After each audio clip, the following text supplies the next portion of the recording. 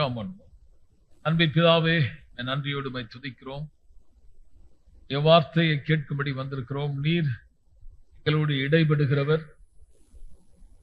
கர்த்தர் நல்லவர் என்பதை இன்னும் அதிகமாய் அறிந்து கொள்ள நீ சிலுவையிலே செய்து முடித்த மகத்துவத்தை, மேன்மையானதை ஆவியான உதவியினாலே எங்கள் கண்கள் காண எங்களோடு நீர் மகத்துவத்தை வெளிப்படுத்தும். இயேசுவின் நாமத்தில் பிதாவே. நல்ல கரங்களை தட்டி நாம் தேவனை துதிப்போம். ஆமென். எபேசியர் 4ஆம் அதிகாரம் 22வது வசனத்தை எடுத்துக்கலாம். நம்ம தொடர்ந்து பார்த்துட்டு வரோம். ஒரு மறுரூபம் என்பது தேவன் எப்படி செய்யும்? முதலாவது, தேவையற்ற காரியங்களை நம்மை விட்டு எடுத்து போட்டு நம்மை எண்ணங்களை புதுப்பித்து நம்மை மறுரூபமாக்கு.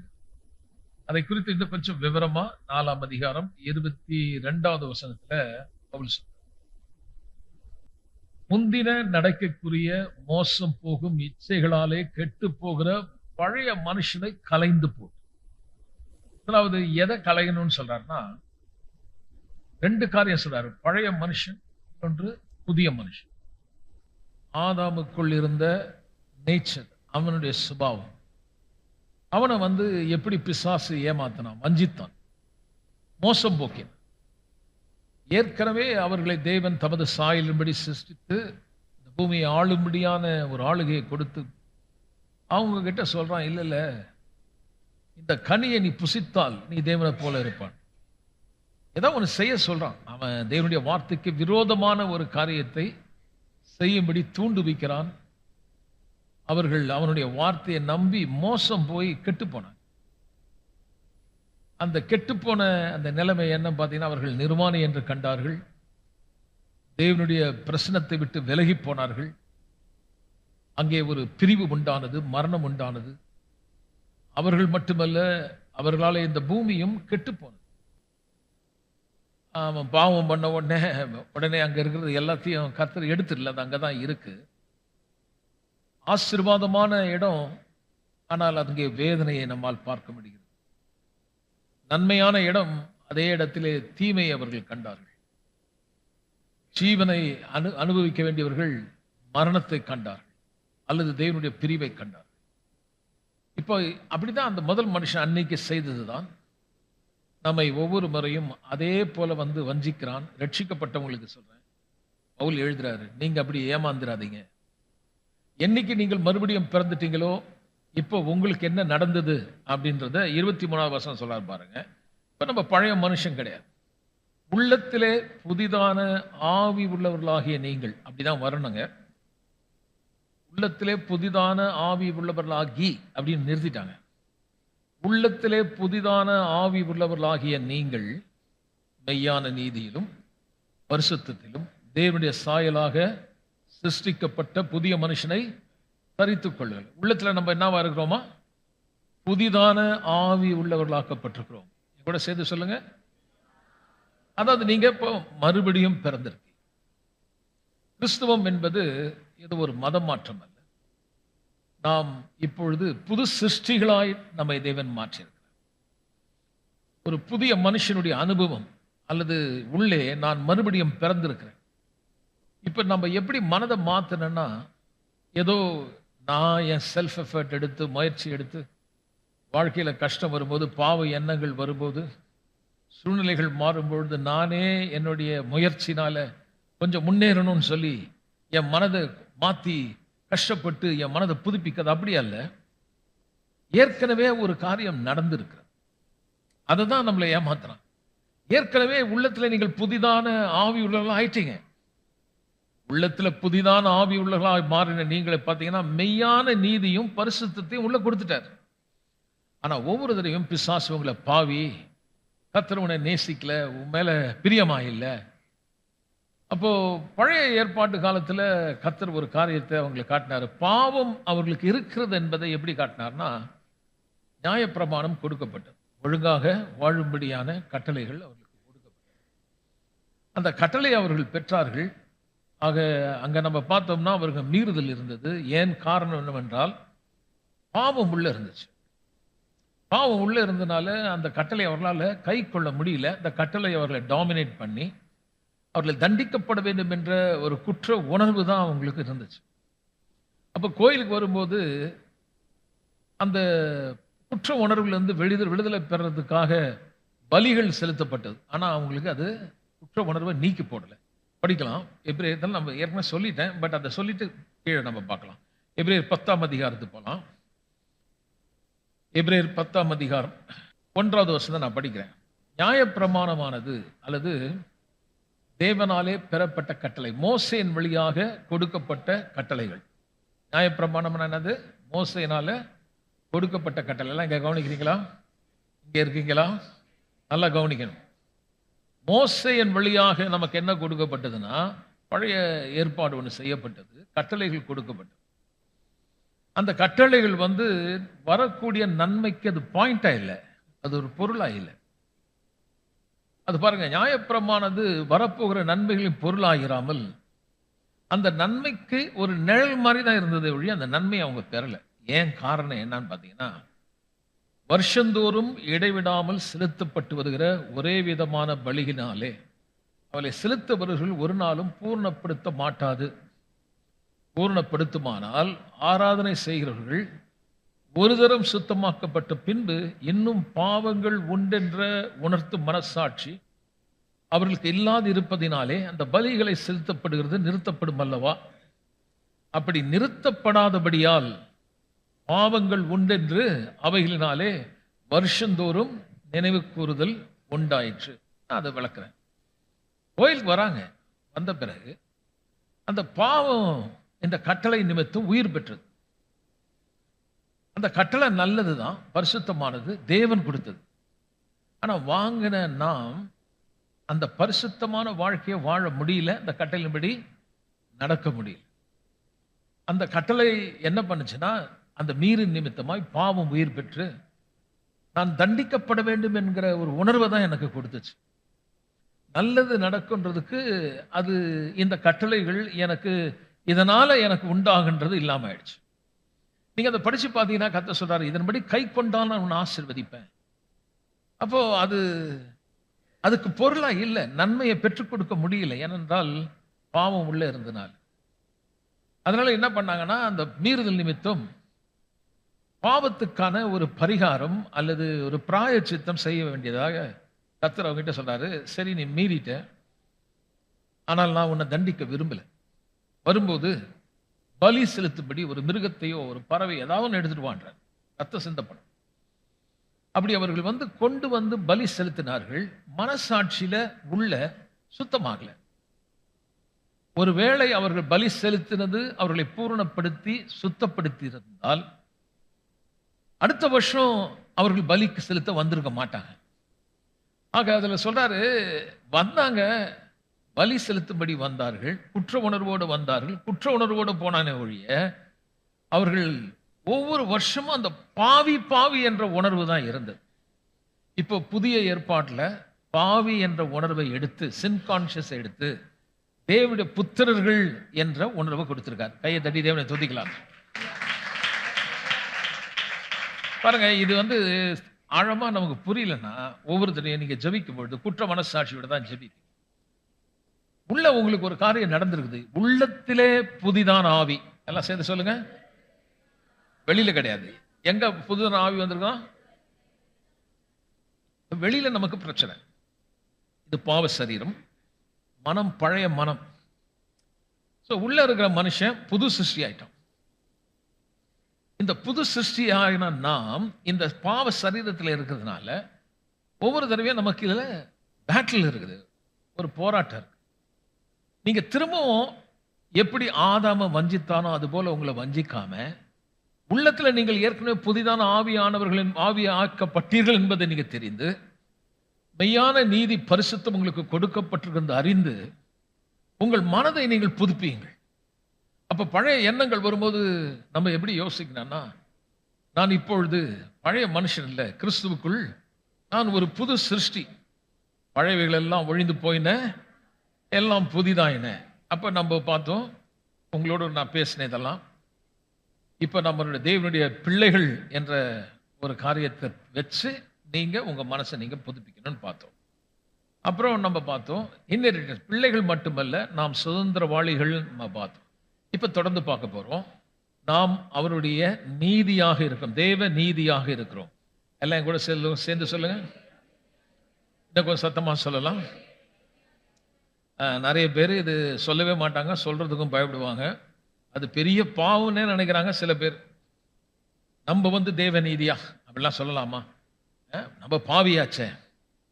இப்ப அது உங்களுக்கு இன்னைக்கு தெளிவான ஒரு அருமையான சுவிசேஷத்துல நீங்கள் இந்த ரட்சிப்புனா என்னன்ற ஒரு வார்த்தையை கொண்டு மிக தெளிவாக சொல்லப்பட்ட ஒரு பகுதி இருக்குன்னா அது 2 கொரிந்தியர் 5:20. ஒரு பாவியான மனுஷனுக்கு என்ன நடந்தது என்ற காரியத்தை சொல்லுகிறது. நம்ம படிக்கலாம். 2 கொரிந்தியர் 5:21.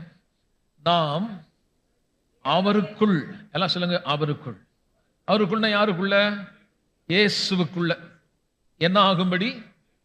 தேவனுடைய நீதியாகும்படி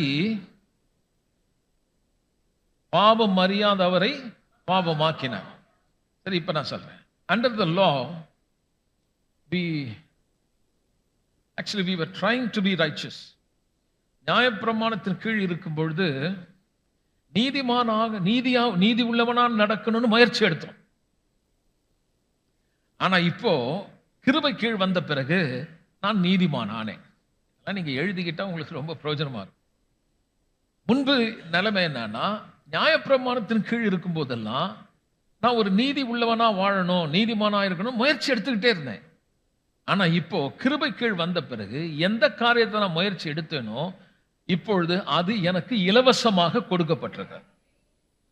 எல்லாம் சொல்லுவோம், இலவசமாய் நான் பெற்றேன். நம்ம சம்பாதிக்கல, தேவனால் கொடுக்கப்பட்டது.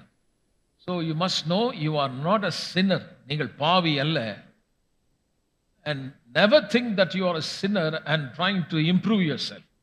நான் பாவி, கொஞ்சம் கொஞ்சமா என்ன எப்படியாவது ஒரு நிலைக்கு வரணும், நான் பரிசுத்தமா வாழணும் அப்படி இப்படின்னு நீங்க அதுக்கு அந்த முயற்சியில இறங்குறீங்க.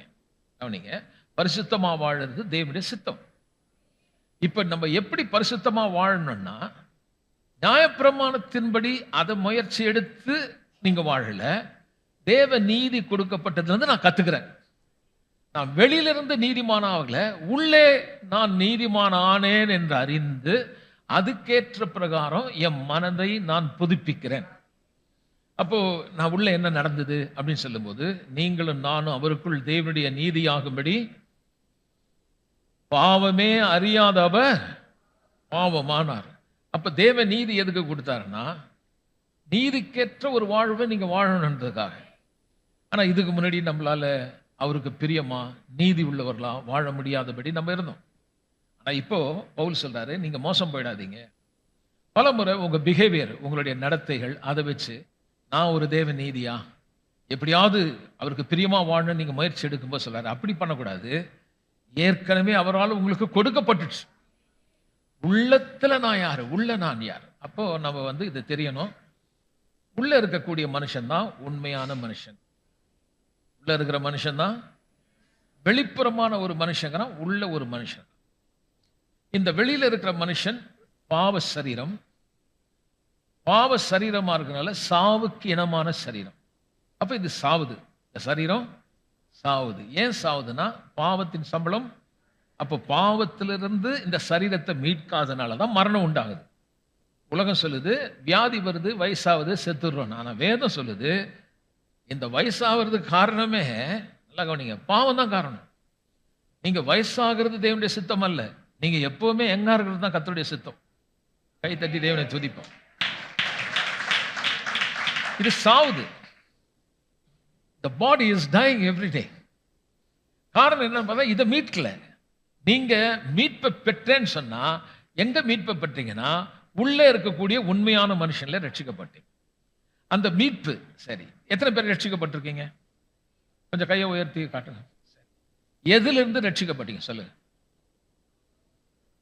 சத்தமா சொல்லுங்க, கேட்கல எனக்கு.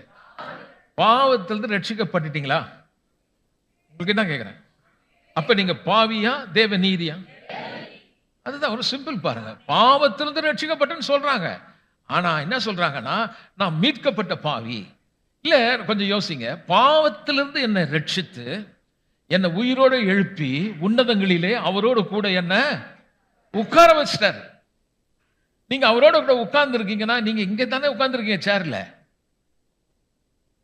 எங்க எதை பத்தி சொல்ற? உன் ஆவி ரட்சிப்பை பெற்ற இப்ப நீங்கள் அவரோடு கூட, அவர் எப்படி இருக்கிறாரோ அவ்வண்ணமாகவே நீங்கள் இருக்கிறீர்கள். சோ நம்ம என்ன பண்றோம்? Living from my nature. உள்ள நான் என்னவாக இருக்கிறேனோ அதுக்கேற்ற பிரகாரம் நான் வாழ்றேன். அப்ப நான் என்ன சொல்றேன்? பழைய மனுஷன் செத்துட்டான், கிறிஸ்துவுக்குள்ள புது மனுஷனாய் இருக்கிறேன். தெய்வீக சுபாவத்தை நான் பெற்றிருக்கிறேன். அது எப்படி உண்டாச்சுன்னா, ஒரு டிவைன் எக்ஸ்சேஞ்ச், ஒரு தெய்வீக பரிமாற்றம் அந்த சிலுவையில நடந்தது. உருவமே இல்லாத ஒரு தேவன், அவர் ஒரு ஆவியாய் இருக்கிற கர்த்தர் உனக்காக எனக்காக மனித அவதாரம் எடுத்து மனு உருவம் எடுத்து வந்தார். இதை நம்புறீங்களா? கடவுள் எப்படி வந்தாரா? மனித உருவம் எடுத்து வந்தார். ஆனால் அவர் தேவன், அதே நேரம் அவர் 100% மேன், மனுஷனாகிய இயேசு. கொஞ்சம் சொல்லுங்க பார்க்கலாம். அதே நேரத்தில் அவர் யாருன்னா தேவன், மனுஷனா வந்தார்.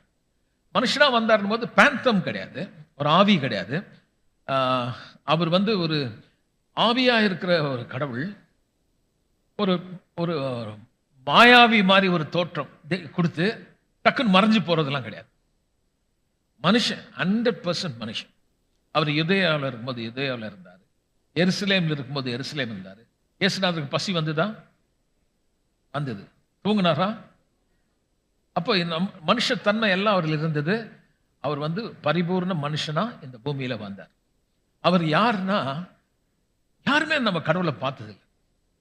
அவர் யார் என்பதை பார்க்கறதுக்கு நீங்க பார்க்கணுமா? இயேசுவை பார்த்தீங்கன்னா நீங்க தேவனை பார்த்தீங்கன்னா அர்த்தம்.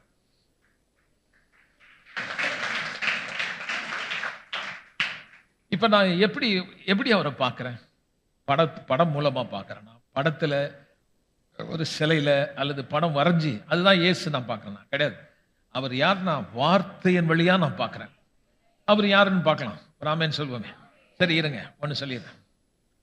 நம்ம ஒருத்தரை பத்தி தெரியணும்னா அவரை குறித்த காரியம் கேள்விப்பட்டாதான் அவர் யாருன்னு நமக்கு தெரியும். கரெக்டுங்களா? நீங்க ஒரு உதாரணத்துக்கு வெளியூர் போயிட்டீங்கன்னு வைங்க.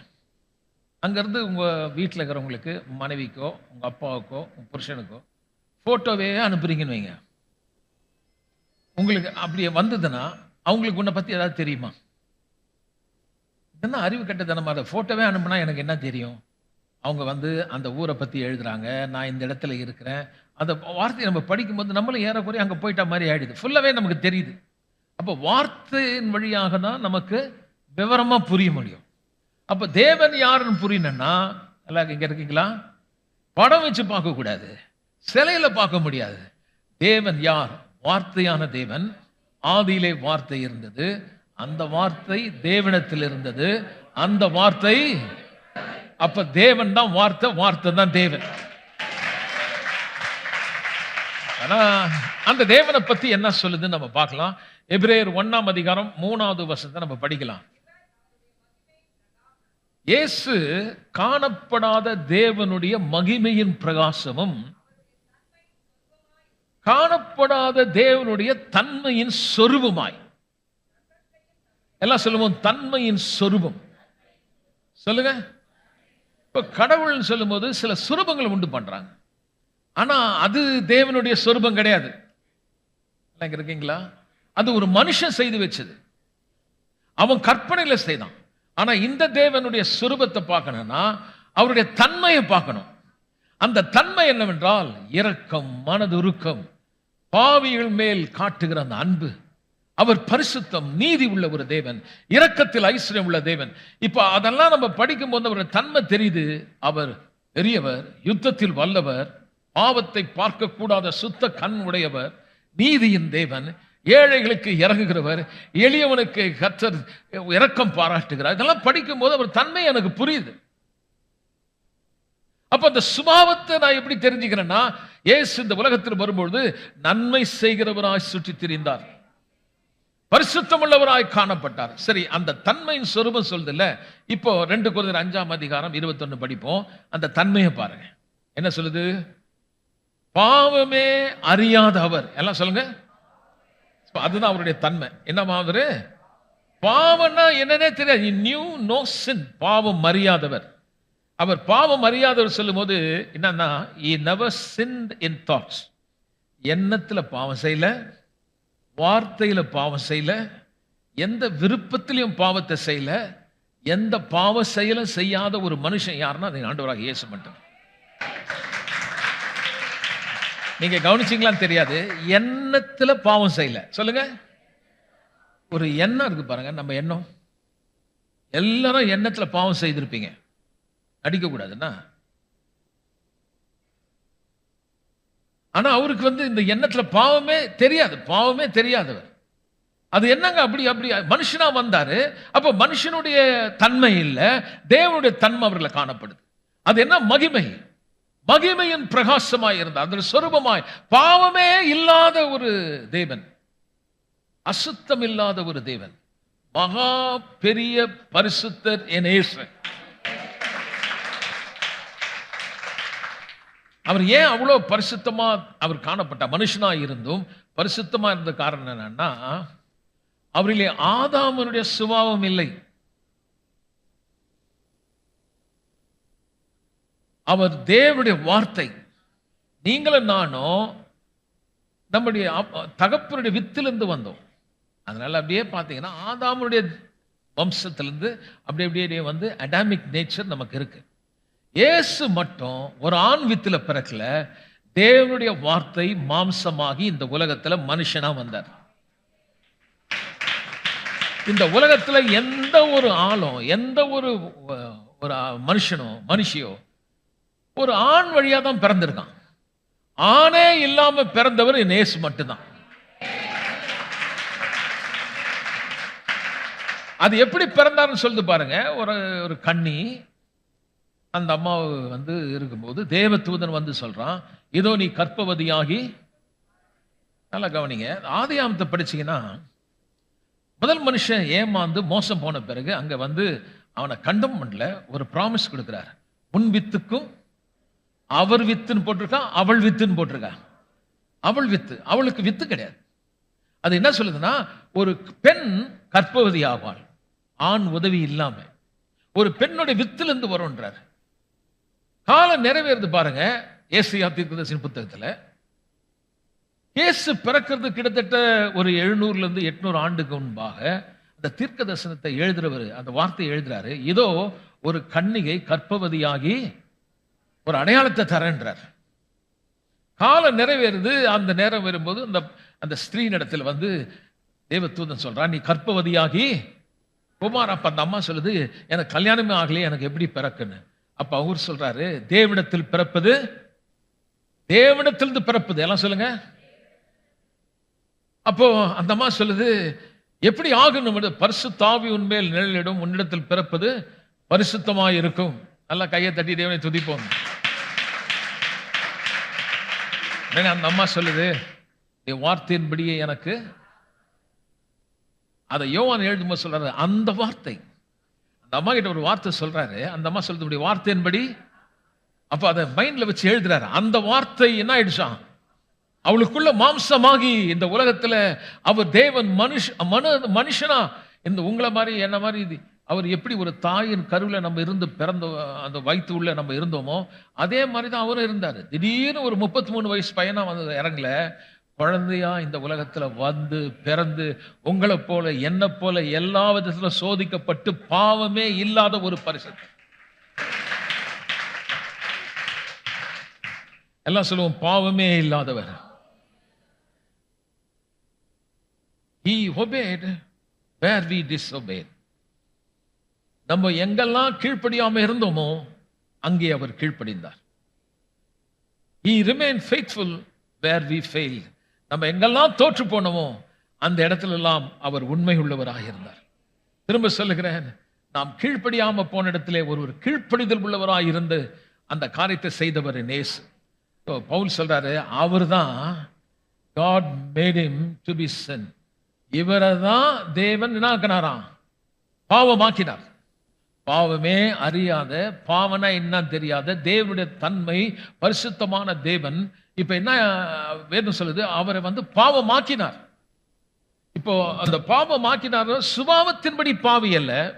பாயிண்ட் என்னன்னா, he stood in the place of sinner on the cross. பொருள் என்னன்னா, பாவிகளுக்காக சிலுவையிலே உனக்கும் எனக்கும் பதிலாக அந்த பாவத்தை தன்மேல் ஏற்றுக்கொண்டார். இப்ப நான் சொல்றேன் கவனிங்க.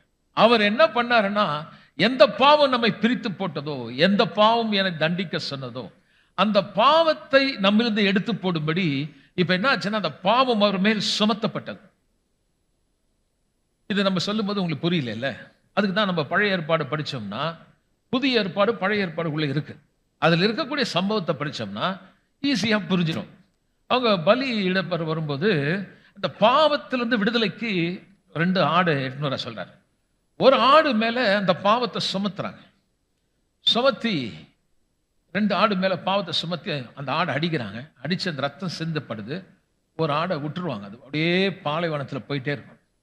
இப்ப அந்த பாவம் சுமத்தப்பட்ட பிறகு அவங்க எப்படி பார்த்தாங்கன்னா, எல்லாம் இவங்க பாவம் செய்யாத ஒரு மிருகத்தின் மேல சுமத்தப்பட்டு அந்த பாவத்தினுடைய கான்சிக்வன்ஸ் எவ்வளவு கொடுமையானதுன்னு காட்டும்படி பாவத்திலிருந்து சும்மா மன்னிக்கல, அங்க ரத்தம் சிந்தப்படணும். இல்லை, கவனிக்கிறீங்களா? நீங்க ஏதோ பாவ அறிக்கை செய்து கதறி அழுது ஆண்டவர் காலை பிடிச்சி ஆண்டவரே என்னை மன்னிச்சுன்னு சொன்னதுனால உங்களை மன்னிக்கல. அவர் உனக்கு பதிலா தண்டிக்கப்பட்டதுனால தான் நீங்க மன்னிக்கப்பட்டீங்க. உங்க கையில நீங்க அவருக்கு கான்ட்ரிபியூட் பண்றதுக்கு எதுவுமே இல்லை. இதெல்லாம் செய்து நான் ரட்சிக்கப்பட்டேன்னு சொல்றதுக்கு ஒரு சின்ன கடுகு 1000 துண்டா வெட்டினா கூட அதுல ஒரு பங்கு கூட கிடையாது. Absolutely free. தேவன் நீதியின் தேவன். நல்லா சொல்லுங்க, கொஞ்சம் நல்லா சொல்லுங்க. ஒரு நீதிமன்றத்தில் ஒரு குற்றவாளி குற்றம் செய்துட்டு ஜட்ஜி முன்னாடி நின்று அழுது புலம்பிட்டு அந்த ஜட்ஜி சரி இனிமேல் பாவம் பண்ணாதப்பா, தப்பு பண்ணாத, உன்னை மன்னிச்சுன்னா நம்ம ஒத்துக்க மாட்டோம். சட்டத்தின்படி அந்த குற்றவாளி என்ன பண்ணோம்? பேச மாட்டீங்க. அவன் அழுகுறான், ஆமாங்க நான் பண்ணிட்டேன், தப்பு தான், என்னை மன்னிச்சுன்னு மன்னிப்பாரா? மன்னிக்க முடியுமா? அவங்க சொல்லுவாங்க செய்தியா? செய்தேன் சார், ஆனா தெரியாம. அதெல்லாம் வேணாம், செய்தியா போ உனக்கு தூக்குன்றான். அதே போல தேவன் கேட்கறது ஒண்ணுதான், உனக்குள்ள பாவம் இருக்கா, தண்டிக்கப்படணும். இப்ப தண்டிக்கப்பட வேண்டிய இடத்துல தேவன் ஒரு காரியத்தை செய்யறார் பாருங்க. இரக்கத்தில் ஐஸ்வர்யம் உள்ள தேவன் அந்த தன்மையின் சொரூபமா இந்த பூமியில பாவியாய் இருக்கிற நம்மை அவருக்கு முன்பாய் நிற்கக்கூடிய ஒரு தகுதியை, நீதியை கொடுக்கும்படி பாவமே அறியாதவர் பாவமானார். ஆமென், ஹல்லேலூயா. அப்போ பாத்தீங்கன்னா எல்லா உலகத்துல எல்லா மனுஷனுடைய குற்றமும் அவர் மேல் சுமத்தப்பட்டது. இப்ப இங்க என்ன பார்க்கிறோம்னா, this is a great exchange, மிகப்பெரிய ஒரு பரிமாற்றம்.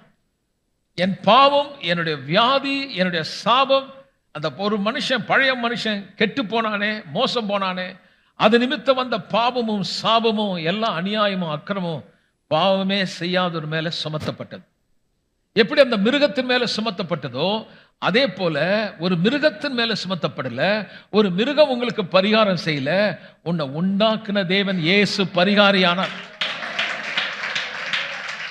சரி, அப்ப பரிகாரம் செய்ததுனால, ரத்தம் சிந்ததுனால உனக்கு என்ன, அதோடைய பலன் என்ன, அதனால உங்களுக்கு என்ன விளைவு, என்ன கிடைச்சது?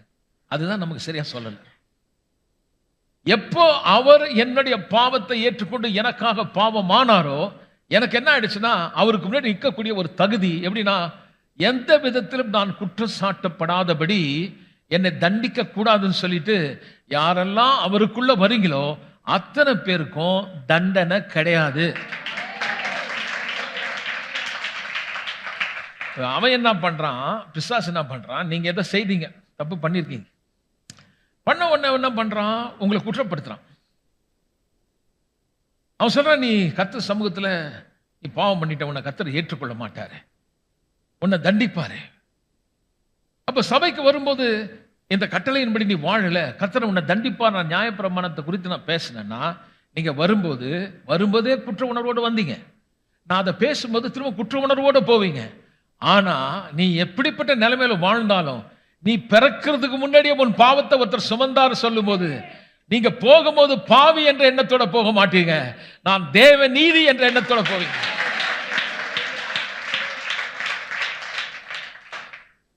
ஒரு பெரிய பரிமாற்றம். அவர் தாமே நமக்காக சிலுவையில் பாடுபட்டபடினாலே இந்த ரட்சிப்பை கொடுத்தார். Not by doing good works, நல்ல கிரியைகளை செய்து.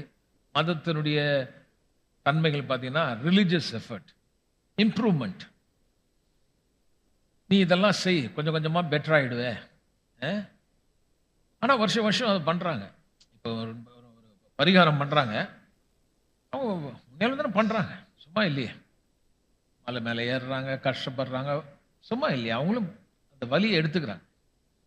ஆனா திரும்ப அடுத்த வருஷம் பண்றான். அவனுக்கு இன்னும் அந்த குற்ற உணர்வு வந்து வெளியே வரல. இப்ப அதை பத்தி சொல்றாரு பாருங்க. எபிரேயர் 10ஆம் அதிகாரம் 1வது வருஷத்துக்கு நம்ம போவோம். அதை நம்ம படிச்சிடலாம், இன்னொரு தடவை படிக்கலாம். அது ரொம்ப இதோட சேர்த்து படிக்கும் போது தான் இப்படி இருக்க. நியாயப்பிரமாணமானது வரப்போகிற நன்மைகளின் பொருளாயிராமல் அது ஒரு நிழலாய் இருக்கிறது மாத்திரமா இருக்குதான். படிங்க படிங்க. ஒரு நாள் அவங்க பூரணமாகல. பலி கொடுத்தாங்க, கோயிலுக்கு வந்தாங்க, ஆராதிச்சாங்க. நீங்க பழைய ஏற்பாடை படிச்சு பாருங்க. நீங்க அதை படிச்சாதான் உங்களுக்கு விளங்கும். சும்மா போல கோயில்ல எக்கால சத்தத்தோட, பேரோச கைத்தாளத்தோட, தம்பரத்தோடும் நடனத்தோடும் நடனமாடி பாடி பலிகளை செலுத்தி அங்கே தேவனை ஆராதிச்சாங்க.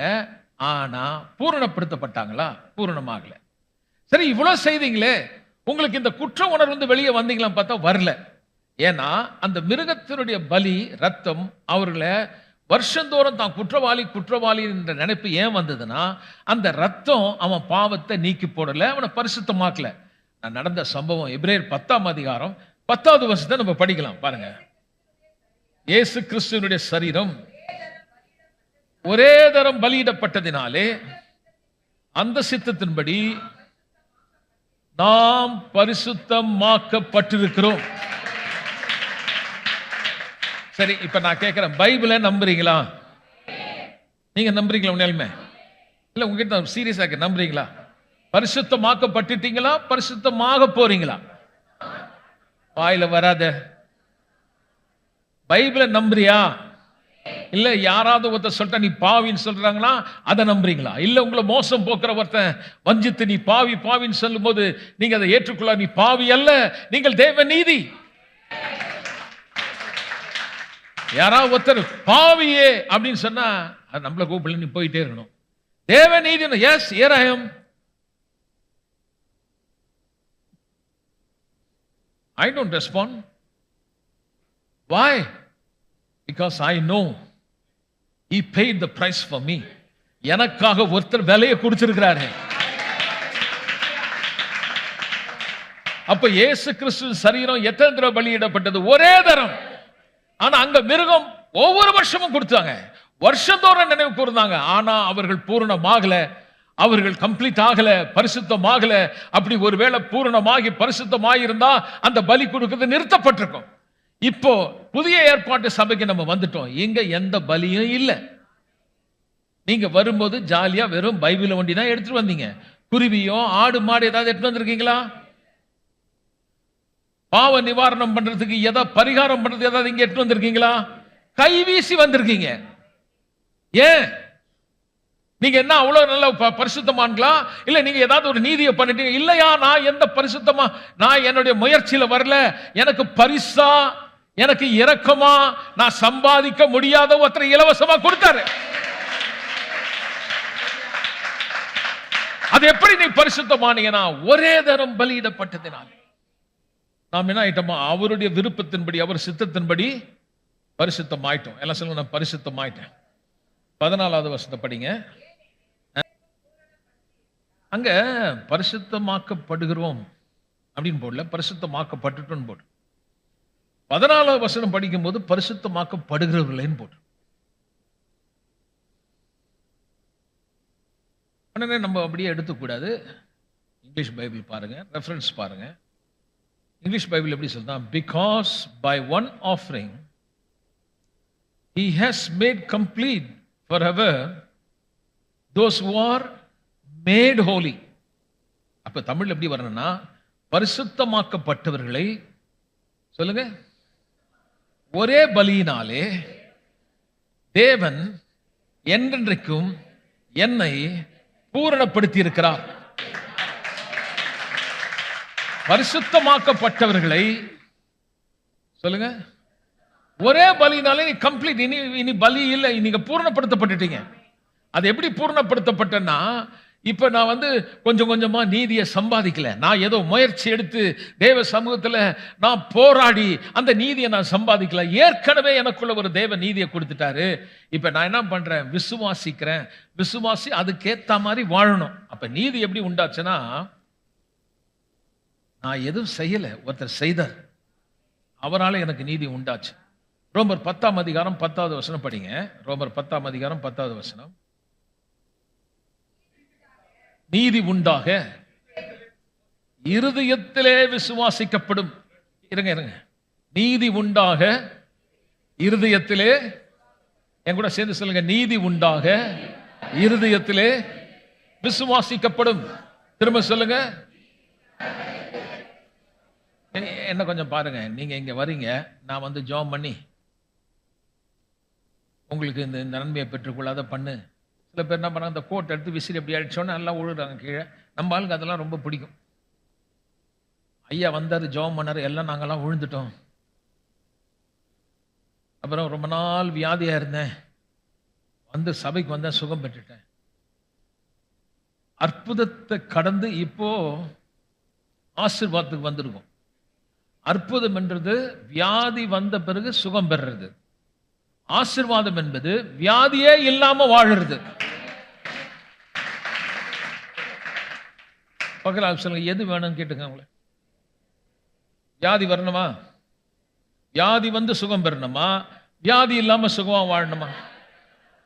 எனக்கு கேட்கல. அதான் ஆசீர்வாதத்தை பத்தி பேசிட்டு இருக்கேன். சொன்ன, எங்க கோயிலே அற்புதங்கள் நடந்து கொண்டிருக்கிறது, இங்கே ஆசீர்வாதம் நடந்து கொண்டிருக்கிறது. You need to grow.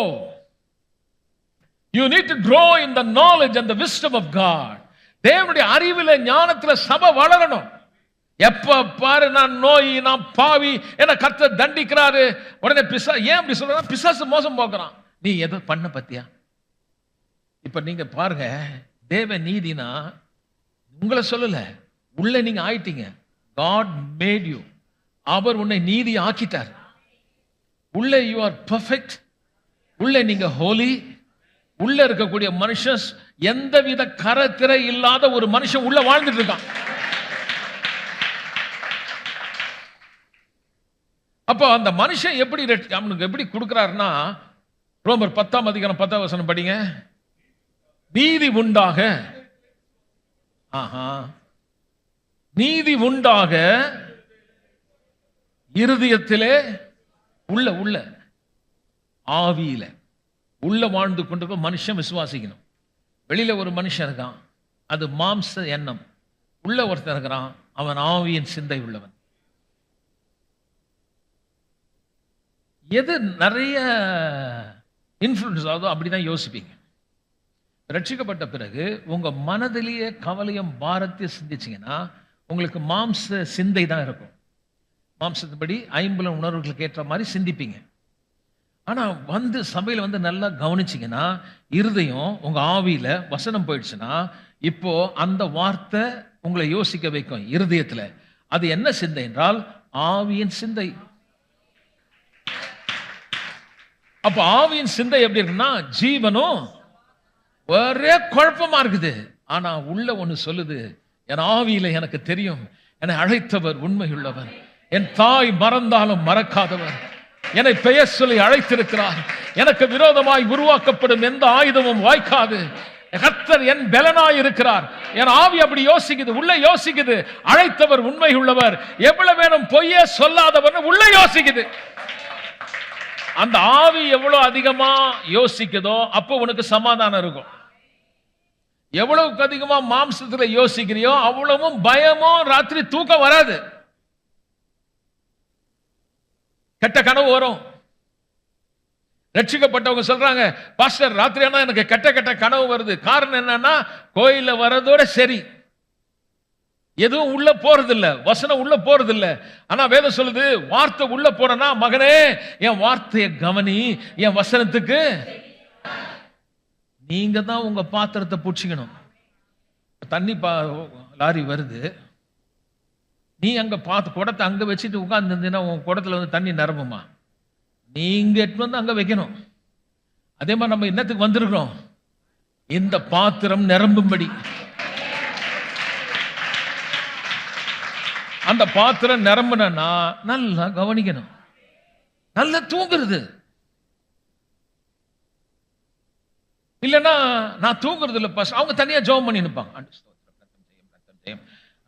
அது வீட்டிலே பண்ணலாம்ல, நீ எதுக்கு இங்க வந்த? இங்க வர்றது எதுக்குன்னா, தேவனுடைய வசனமாகிய ஜலத்தை உன் பாத்திரத்தை காட்டி உள்ள நிரப்பிக்கணும். அப்ப அந்த வார்த்தையை பத்தி சொல்லுது என்னன்னா, எப்படி நீதி உண்டாகுதுன்னா, இருதயத்துல விசுவாசிக்கிறேன். என்ன விசுவாசிக்கிறேன்? கல்வாரி சிலுவையில் இயேசு செய்து முடித்த நல்ல செய்தியை நான் விசுவாசிக்கிறேன். அப்ப இந்த நல்ல செய்தி என்ன சொல்லுதுன்னா, பாவமே அறியாதவர் எனக்காய் பாவமானார்னா, அந்த அவர் எதுவும் பாவம் செய்யல, பாவம் செய்யாம பாவமானார், அவர் மேல் சுமத்தப்பட்டது. இப்ப வேதம் சொல்லுது, அவர் நம்மில் ஒருவரை போல பாவ மனுஷ சாயலாய் வந்தார், பாவம் சுமத்தப்பட்டதை குறித்து தீர்க்கதரிசி சொல்றாரு. அசட்டை பண்ணப்பட்டவரும் கேடு அவமானம் நிந்தை நிறைந்தவராய் எல்லாம் அவர் மேல சுமத்தப்பட்டுச்சு. நம்ம நினைச்சோமா தேவனை அவர் கைவிட்டுட்டாருன்னு சொல்லி. ஆனா என்னுடைய பாவம் அவர் மேல் சுமத்தப்பட்டது, என் அக்கிரமங்கள் சுமத்தப்பட்டது, எனக்காக அவர் தண்டிக்கப்பட்டார். இப்ப உள்ளத்துல நான் எப்படி யோசிக்கிறேன்? உள்ளத்துல எனக்கு ஒரு புதிதான ஆவி அது என்ன சொல்லுதுன்னா, இல்ல நான் தண்டிக்கப்பட வேண்டிய அவசியம் இல்லை, அந்த தண்டனை அவர் மேல விழுந்தாச்சு, ஒரு நீதி நிறைவேறியாச்சு, நியாயமா தண்டிக்கப்படணும். அந்த தண்டனை அவர் ஏற்றுக்கொண்டதுனால, நீதி நிறைவேறதுனால கர்த்தர் சொல்ற, நீ பாவி அல்ல, இப்ப நீதி உனக்கு நிறைவேறிடுச்சு, நீ போ, நீ தேவ நீதின்றார்.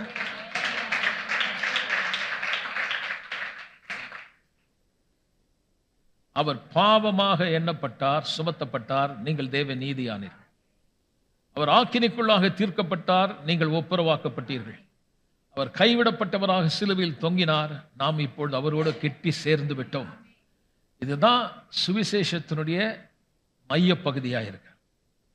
தேவன் உன்னை பார்க்கும்போது எப்படி பார்க்கிறார் தெரியுமா? நீதினால் மூடப்பட்ட நிலைமையிலே உன்னை பார்க்கிறார்.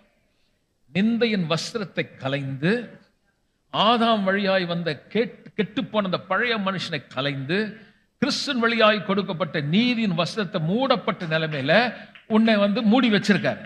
அதனால இப்ப நான் என்ன சொல்றேன்னா, நீ கேட்டாலும் ஜெபத்துக்கு பதில் வரும். நான் ஜெபம் பண்ணா வருமா பாஸ்? ஆமா. ஏன் நீ ஜெபம் பண்ணா வராதுன்னு யோசிக்கிறேன்னா, நீ பாவின்னு நினைக்கிற, நான் தகுதி இல்லைன்னு நினைக்கிறேன், நான் அவ்வளோ பெரிய கிறிஸ்துவன் இல்லைன்ற. யார் பெரிய கிறிஸ்துவன், யார் சின்ன கிறிஸ்துவன்? எது பெரிய பாவம், எது சின்ன பாவம்? பாவம் பாவம் தான்.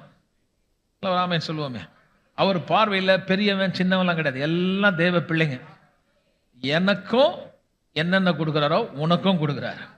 எனக்கும் உனக்கும் அவர்கிட்ட வர்றதுக்கு ஒரே ஒரு காரணம்னா அவருடைய பேர், அவர் நாமம். அப்ப அவர் சொல்றாரு, நீ எப்பெல்லாம் போறியோ உன் பேரை சொல்லிட்டு போகாத, என் பேரை பயன்படுத்து, என் பேரை சொல்லி கேளு, உனக்கு கிடைக்கும்ன்றார்.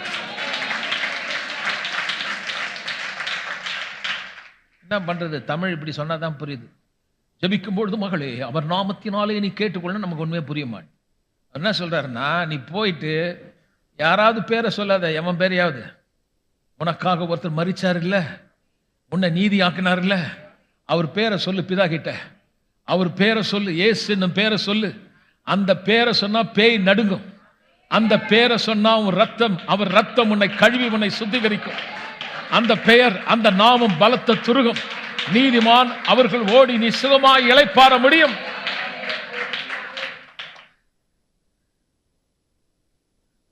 கிருபை பாவம் செய்ய தூண்டாது, மாறாக பாவத்தை வெறுக்க வைக்கும். திரும்ப சொல்றேன், கிருபையின் சுவிசேஷத்தை கேட்டீங்கன்னா, பாவம் செய்யணுன்ற எண்ணம் உங்களை விட்டு நீங்கி பாவத்தை வெறுக்க வைக்கும். காரணம் என்னன்னா, தகுதி இல்லாத எனக்கு அவ செய்த அன்பை நான் யோசிக்கிறேன். நியாயமா நான் தண்டிக்கப்படணும்.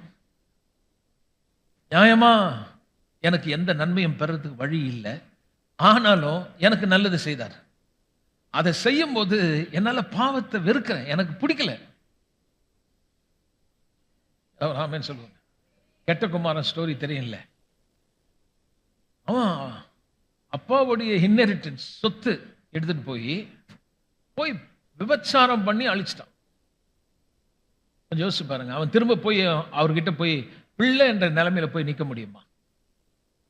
நீங்க உங்க பையனையோ உங்க குடும்பத்துல மகளோ தப்பு பண்ணிட்டாங்கன்னா திரும்ப நம்மளால ஏற்றுக்கொள்ள முடியாது.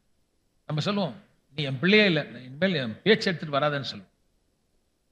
அப்படிலாம் இருந்ததுன்னா நம்ம அப்படிதான் சொல்லுவோம். இவர் வேற மாதிரி. அவனும் அந்த குற்ற மனசாட்சி இருக்குது, இந்த பையனுக்கு இருக்குது. நம்ம தப்பு பண்ணிட்டோம், நான் போய் அவர்கிட்ட போய் எனக்கு எங்க வீட்டில் ஏற்றுக்குங்கன்னா அவர் எப்படி ஏற்றுக்குவார்? நம்ம ஒன்று சொல்லுவோம், பிள்ளை கிடையாது, நான் பிள்ளையோட உரிமையெல்லாம் இழந்துட்டேன், எவ்வளோ வேலைக்காரன் வச்சிருக்கேன், அதில் ஒருத்தனா எடுத்துங்கன்னு சொன்னா எதுவுமே ஒரு காது உள்ள கட்டி பிடிச்சி முத்தி கொடுத்து கோட்டை மாற்றி ஷூவை போட்டு கையில் மோதிரத்தை போட்டு கொழுத்தை கன்று அடித்து விருந்து கொண்டாடி இவனை ஒரு செலிப்ரேஷன் பண்ணா திரும்ப இவன் பண்ணி மேய்க்கிற வேலைக்கு போவானா? உங்களை தான் கேட்கிறேன், போவானா? அதே மாதிரி பாவியா இருந்த பன்னி இடத்துல, அசுத்தத்துல, அருவருப்பான இடத்துல இருந்த நம்மளை ரட்சித்து ரத்தத்துல கழுவி ரட்சிப்ப வஸ்திரமா கொடுத்து நீதிய சால்வையா போட்ட அந்த காரியத்தை எவ்வளவு புரியுது, எந்த அளவுக்கு புரிஞ்சிருக்கோம்? நல்ல கவனிங்க. எந்த அளவுக்கு எனக்கு புரியுது, இவ்வளவு பெரிய அன்பு செய்திருக்கிறார் எனக்கு புரிஞ்சிருச்சுன்னா, நான் இப்ப கட்டளையை மீறுறன்ற பாரம் கிடையாது. நான் தப்பு பண்ணும் போதுதான் எனக்கு தெரியும் நான் துரோகம் பண்றேன், அன்புக்கு துரோகம். ஒரு கட்டளையை மீறது சுலபங்க, ஆனா அன்புக்கு துரோகம் பண்ண முடியாது. குத்தம். நல்லது செய்த ஒருத்தருக்கு தீமை செய்யறது உனக்கு வருமா? பேசவே மாட்டீங்க. நீங்க ரொம்ப கஷ்டப்பட்டீங்க, உங்களுக்கு ஒரு ஹெல்ப் பண்ணி உங்களுக்கு எல்லாம் பண்ணியிருக்காரு, அவருக்கு நீங்க துரோகம் பண்ணுவீங்களா? நீங்க சொல்ல என்னப்பா சொல்றேன், நான் என்னால முடியவே முடியாதுன்றீங்களே, அதுக்கு அவர் அடிச்சிடுவார்னு பயப்படுறீங்களா? கிடையாது. அன்பு நீங்க ருசிச்சிட்டீங்க. ஒரு மனுஷனுடைய அன்பு ருசிக்கும் போது அவனுக்கு பிரியமா இருக்க பாக்குறீங்களே, உண்டாக்குன தேவன் இறங்கி வந்து அவ செய்த அன்பு என்னன்னு தெரிஞ்சிச்சுன்னா நம்மளால அப்படி வாழ முடியாதுங்க, வாழ முடியாது.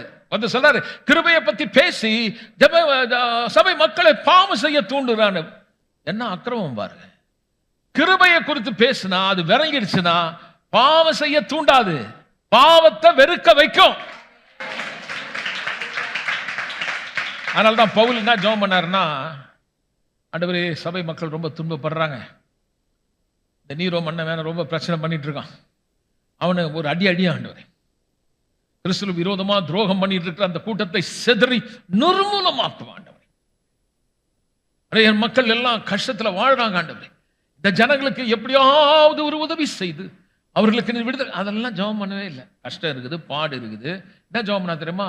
கிறிஸ்துவின் அன்பின் அகலம் நீளம் ஆழம் உயரம் என்னதென்று அறிவு கெட்ட முடியாத அன்பிலே இவர்கள் வல்லவர்களாய் மாறும்படி.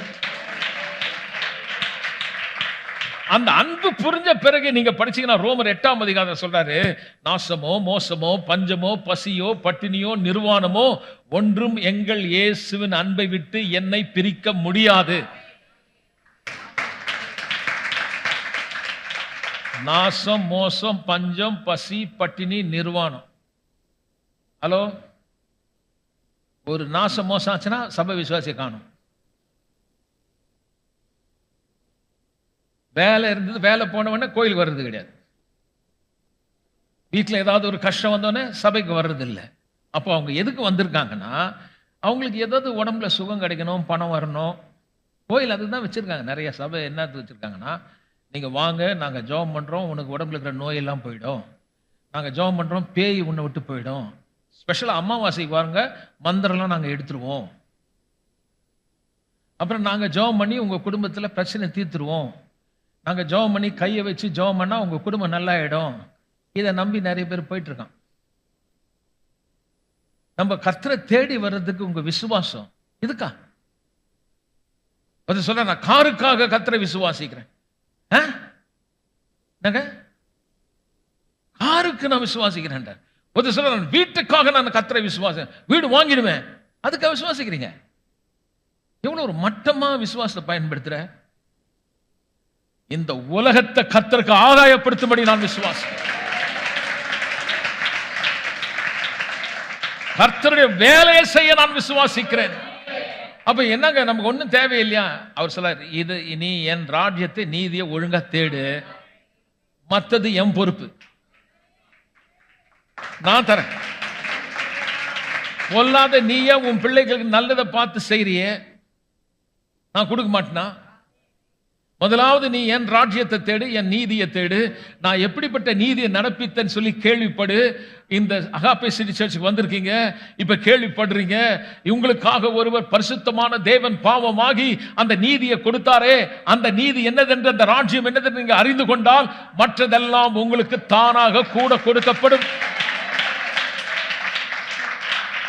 அப்ப நான் உங்க சுகத்துக்காக ஒரு ஸ்பெஷல் பிரேயர், உங்களுடைய வெற்றிக்காக பண்ண வேண்டிய அவசியம் இதெல்லாம் தானா வரும். பகல் தானா வரும். நல்லா சொல்லுங்க. இதுக்கு தான் போராடி ஜெபம் பண்ண, உபவாசம் பண்ணிட்டு இருக்காங்க.